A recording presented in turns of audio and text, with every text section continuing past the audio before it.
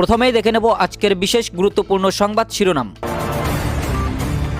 হিঙ্গলগঞ্জের পর এবার মালদার চাচলে শুভেন্দু অধিকারীর সভা বাতিল, মিলল না অনুমতি। রবীন্দ্রনাথকে মানুষ বলে মনে করি না, ও হিন্দু, বেটা বাংলা ভাষার শত্রু, বিস্ফোরক মন্তব্যে তুলকালাম বিশ্ব। খরসা ভোটার তালিকায় নাম নেই পরিবারের, এসআইআর শুনানিতে ডাকা হলো তৃণমূল সাংসদ কাকলি ঘোষ দস্তিদারের মা বোন ছেলেদের। 10 বছরে 1861 মাওবাদী নিহত, বিপুল সংখ্যায় আত্মসমর্পণ, পরিসংখ্যান সামনে আনলো কেন্দ্রীয় স্বরাষ্ট্রমন্ত্রক। নিজের পরিবারকে দিয়ে করান না, চপ মুড়ির দোকান নিয়ে মমতাকে আক্রমণ হুমায়ুনের, দাবি 26-এর মিরাক্কেল রেজাল্ট। নন্দীগ্রাম থানায় ঢুকে পুলিশকে শাসানি শুভেন্দুর, মিথ্যে মামলায় বিজেপি কর্মীকে গ্রেপ্তারের অভিযোগ। আজ থেকেই বাংলার সিইও দপ্তরে নিরাপত্তার দায়িত্বে কেন্দ্রীয় বাহিনী। এই লড়াই শেষ লড়াই, মারণ কামড়ের বার্তা শ্রমিকের। ব্যাংকে লক্ষ লক্ষ টাকা রেখেছেন, উঠে যেতে পারে এই ব্যাংকগুলি, বড় পদক্ষেপ কেন্দ্র সরকারের, জেনে নিন এখনই। পুতিনের সেই গোপন চিঠি ফাঁস, 24 বছর আগে পাকিস্তানকে নিয়ে কী সতর্কবার্তা দিয়েছিলেন রুশ প্রেসিডেন্ট। রাজধানীতে পুলিশের মেগা অ্যাকশন, অপারেশন আঘাত 3.0-তে ধরা পড়ল শত শত অপরাধী। প্যান কার্ডের ভবিষ্যৎ, আধার কার্ডের সঙ্গে 31শে ডিসেম্বরের মধ্যে লিঙ্ক না করলেই দিতে হবে মোটা অঙ্কের জরিমানা। মালদায় সুকান্তর 5 কাহন, তৃণমূল প্রশাসনকে একেবারে ধুয়ে দিলেন বিজেপি নেতা। 5 লক্ষ সাধু সন্তদের নিয়ে বাংলাদেশ হাই কমিশনে বিক্ষোভ করব, হুঙ্কার শুভেন্দুর। একই বুথে 491 ভোটারকে নোটিশ, এসআইয়ের হিয়ারিংয়ে আতঙ্ক ছড়ালো পলাশীপাড়ার চাঁদের ঘাটে। অপারেশন সিঁদুরে অসামান্য অবদান, প্রাণের ঝুঁকি নিতেও পিছপা হয়নি পুরস্কৃত 10 বছরের বালক। ইসলামী জঙ্গিদের ঢোকা রুখতে বাংলাদেশ সীমান্তে বসানো হচ্ছে ড্রোন জামার। 2 বছরে জঙ্গি ডেরা পাকিস্তান ছেড়ে বিদেশে পাড়ি দিয়েছে 29,000 ডাক্তার ইঞ্জিনিয়ার।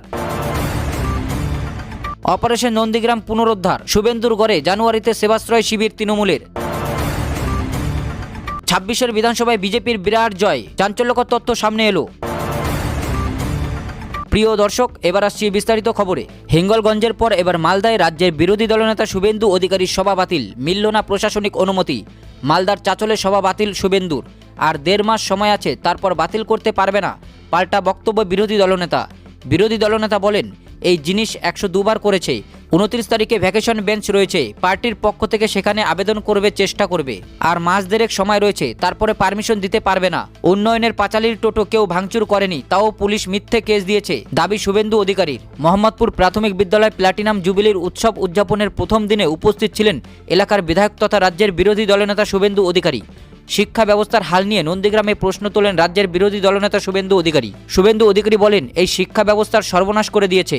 15 বছরে 19,000 স্কুল বন্ধ হয়েছে এই সরকারের আমলে।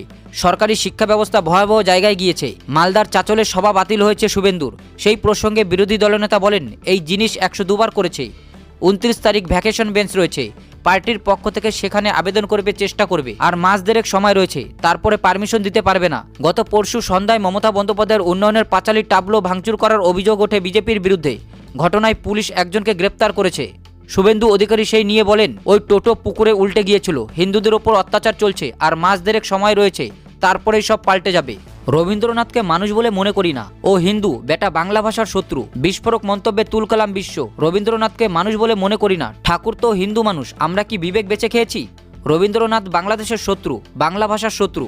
রবীন্দ্রনাথ ঢাকা বিশ্ববিদ্যালয়ের শত্রু, ঠাকুর মুসলমানদের শত্রু। বাংলাদেশের এক সভায় জামায়াতি মৌলবীর হুঙ্কার, আর যা শুনে সারা বিশ্বে ছি রব পড়েছে।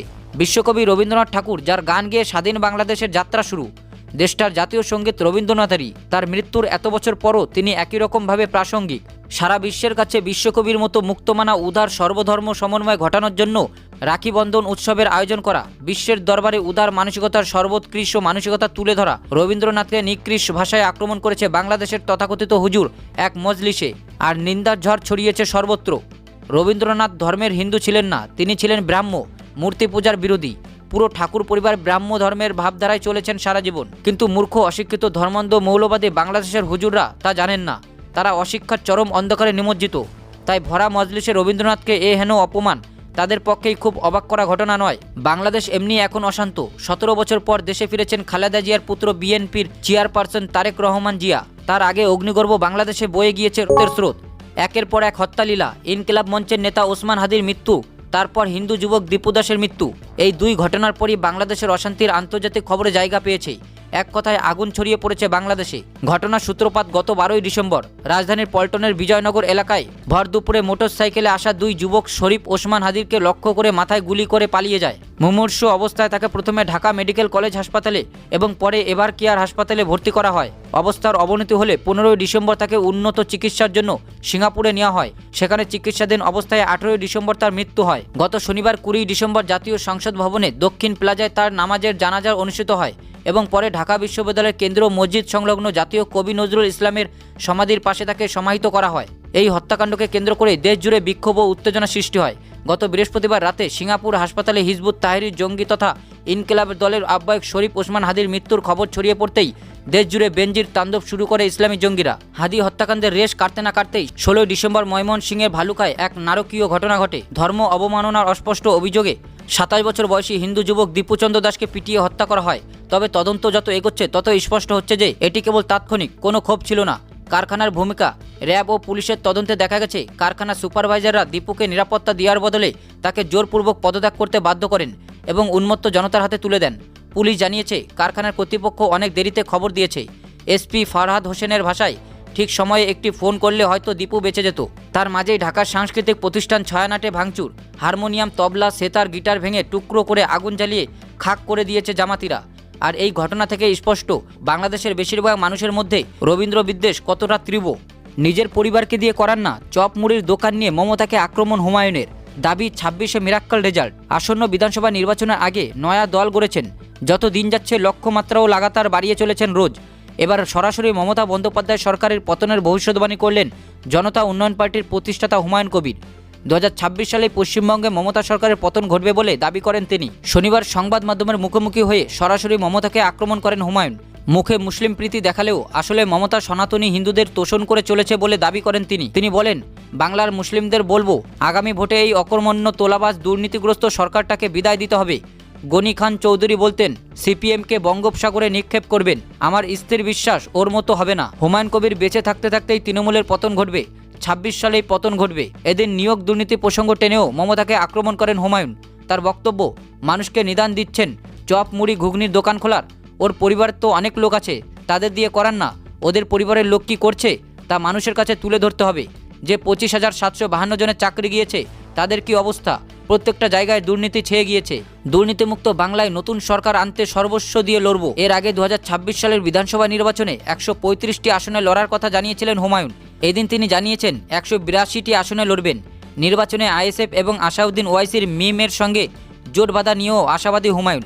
তার কথায় 182টি আসনে লড়াই করে কি ফল আনবো দেখবেন। বলে রাখছি, ফলাফলের দিন মিরাক্কেল রেজাল্ট হবে। অনেকে চেষ্টা করে ব্যর্থ হন। বাংলার রাজনীতিতে আগামী দিনে আমি আইএসএফ জোটবদ্ধ হচ্ছি।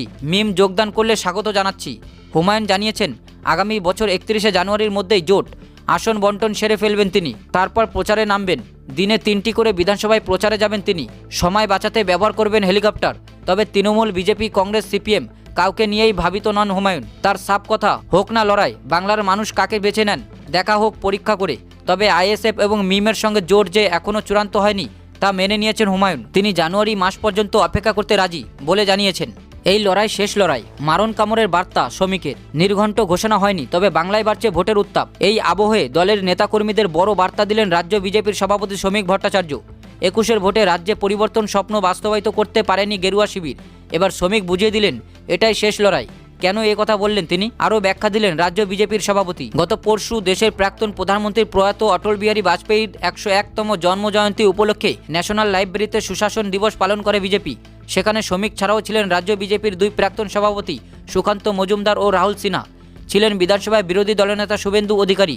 বিজেপির কেন্দ্রীয় নেতা সুনীল বনশালও ছিলেন মঞ্চে। আর সেই মঞ্চ থেকে দলের নেতাকর্মীদের 26-এর নির্বাচনে ঝাঁপিয়ে পড়া বার্তা দিলেন রাজ্য বিজেপি সভাপতি। 26-এর নির্বাচনে তৃণমূল হারবে বলে মন্তব্য করে শ্রমিক বলেন, 2026 সালে শ্যামাপ্রসাদ মুখোপাধ্যায়ের মাটিতে অটল বিহারী বাজপেয়ীর আদর্শে সরকার প্রতিষ্ঠা হবে তার জন্ম শতবর্ষে, এবং প্রতিষ্ঠা হবেই। তৃণমূল কংগ্রেস চলে যাচ্ছে, যাবেই, তাকে কেউ রাখতে পারবে না। যদি এই মুহূর্তে এসআইআর বন্ধ করে দেওয়া হয়, যদি এই মুহূর্তে ইডি সিবিআইয়ের দপ্তরে তালা লাগিয়ে দেওয়া হয়, যদি এই মুহূর্তে বলে দেওয়া যায় আর কোনো নোটিশ পাঠাবে না, তারপরও তৃণমূল হারবে বলে মন্তব্য করে নেতাকর্মীদের সতর্ক করে বিজেপির রাজ্য সভাপতি বলেন, কিন্তু আপনারা যারা এখানে আছেন চুপ করে বসে থাকার সময় নয় এটা। আজকে এই এসআইআর আপনাদের অংশগ্রহণ করতে হবে। এই এসআইআর নিয়ে তৃণমূল বিভ্রান্তি সৃষ্টির চেষ্টা করছে। আমাদের ট্র্যাডিশনাল ভোট ব্যাংকের মধ্যে ভাগ বসানোর চেষ্টা করছে তৃণমূলের এই বিভ্রান্তিকর প্রচারে যাতে কেউ পা না দেয় তার জন্য সতর্ক থাকতে হবে। আপনি কোন দায়িত্বে রয়েছেন সেটা গুরুত্বপূর্ণ নয়, এসআইআরে আমাদের প্রত্যেককে অংশগ্রহণ করতে হবে। রোহিঙ্গা বাংলাদেশি খুঁজে বের করার দায়িত্ব সরকারের।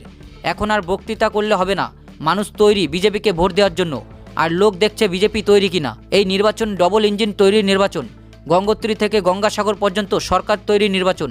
এই নির্বাচন জঙ্গলরাজকে উৎখাত করার নির্বাচন। এখানেই না থেমে তিনি বলেন, প্রত্যেকেই জানেন টিকিট পাই না পাই আমি মারা যাওয়ার পর যেন বিজেপির পতাকা বুকের ওপর থাকে, নতুন করে বলার কিছু নেই। এই নির্বাচন আমাদের জিততে হবে, গণতন্ত্রের জেতাটাই শেষ কথা। এখন মানুষ পরিত্রাণ চাইছে। আমরা অনেক দিন কাটিয়েছি এবং হারবো জেনে কাটিয়েছি, কিন্তু আজ আমরা জিততে এসেছি, কারণ এই লড়াই শেষ লড়াই। না হলে আর আমরা পার্টি করতে পারবো না। নিজের বক্তব্যে সিপিএমকেও আক্রমণ করেন শ্রমিক। তিনি বলেন, 1947 সালের 20 জুন বাংলা ভাগের প্রস্তাবের পক্ষে ভোট দেন বামেদের জ্যোতি বসু আর রতনলাল বর্মন। ভেতরে ভোট দিলেন আর বাইরে বেরিয়ে এসে বললেন, বাংলাকে ভাগ করলো কে?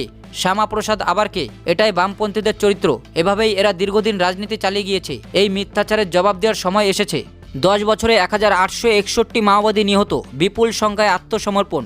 পরিসংখ্যান সামনে আনলো কেন্দ্রীয় স্বরাষ্ট্রমন্ত্রক। গত এক দশকে দেশে মাওবাদী দমন অভিযানে উল্লেখযোগ্য সাফল্যের দাবি করল কেন্দ্রীয় স্বরাষ্ট্রমন্ত্রক। শুক্রবার প্রকাশিত স্বরাষ্ট্রমন্ত্রকের পরিসংখ্যান অনুযায়ী গত 10 বছরে যৌথ বাহিনীর অভিযানে মোট 1861 জন মাওবাদী নেতা কর্মী নিহত হয়েছেন। এই সময়কালে গ্রেপ্তার করা হয়েছে 16,336 জনের বেশি মাওবাদীকে এবং আত্মসমর্পণ করেছেন 9,588 জন। কেন্দ্রের দাবি, ধারাবাহিক ও সমন্বিত অভিযানের ফলেই মাওবাদী সংগঠনের শক্তি ভেঙে পড়েছে।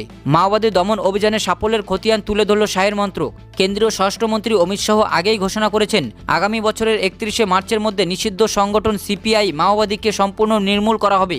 এই ঘোষণার পরেও নিরাপত্তা বাহিনীর অভিযান অব্যাহত রয়েছে। সম্প্রতি উড়িষ্যার কম্বমলে নিরাপত্তা বাহিনীর অভিযানে নিহত হয়েছেন মাওবাদী কেন্দ্রীয় কমিটির সদস্য গণেশ উইকে।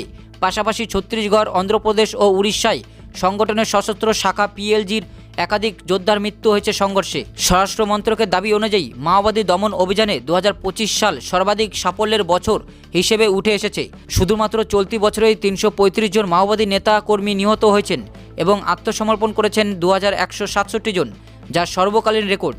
সরকারের মতে শীর্ষ নেতৃত্বকে নিশানা করে লাগাতার অভিযানের ফলে সংগঠনের সাংগঠনিক কাঠামো কার্যত ভেঙে পড়েছে। চলতি মাসের শুরুতে সংসদের স্বরাষ্ট্রমন্ত্রী নিত্যানন্দ রায় জানান, বর্তমানে ছত্তিশগড়ের বস্তার ডিভিশনে মাত্র 3টি জেলা সুকুমা, বিজাপুর ও নারায়ণপুর অতি উপদ্রুত হিসেবে চিহ্নিত।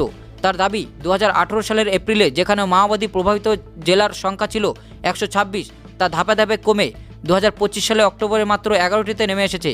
মোট 27টি জেলা এখনও নিরাপত্তা নজরদারি আওতায় রয়েছে বলেও জানান তিনি। স্বরাষ্ট্র মন্ত্রকের রিপোর্টে আরও উল্লেখ করা হয়েছে, 2024 সালের পর থেকে মাওবাদী হামলার ঘটনা 81% কমেছে।